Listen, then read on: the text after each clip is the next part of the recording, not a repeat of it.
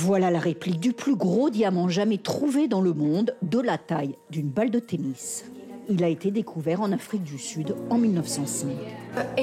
Au début, il ne croyait pas que c'était un diamant, il pensait que c'était un morceau de verre. On l'a baptisé Cullinan, du nom de l'entrepreneur qui possédait la mine. Il a été offert à la couronne britannique, qui l'a coupé en 9 morceaux pour le mettre sur le sceptre du roi. Le pays est à l'époque colonie britannique. Les fermiers boers d'origine hollandaise ont perdu la guerre en 1902. Plus de 30 000 personnes sont mortes dans les camps de concentration des soldats anglais. Alors quand les Sud-Africains décident d'offrir le diamant aux Anglais, beaucoup sont surpris par ce geste de réconciliation. Et alors, Winston Churchill, qui était journaliste, mais qui avait fait la guerre anglo-boère comme soldat, a dit « Non, il faut accepter ce cadeau ». Alors Édouard VII a accepté le cadeau pour son 66e anniversaire.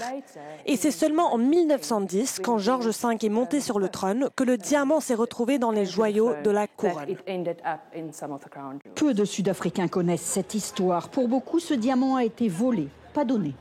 The Queen has passed on, may she rest in peace, but you know the diamond needs to come back, you know. Think about how you obtained that mineral. Is it good to have it on your crown? 8000 personnes ont signé la pétition qui est en cours pour reprendre le cadeau que Louis Botha, gouverneur du Transvaal, avait fait aux Anglais. Le cadeau vaut aujourd'hui 400 millions de dollars. Les syndicalistes veulent des compensations.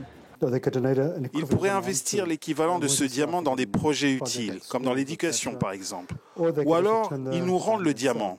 Peu importe, mais s'ils veulent le garder, il faut bien que cette acquisition corresponde au prix du marché.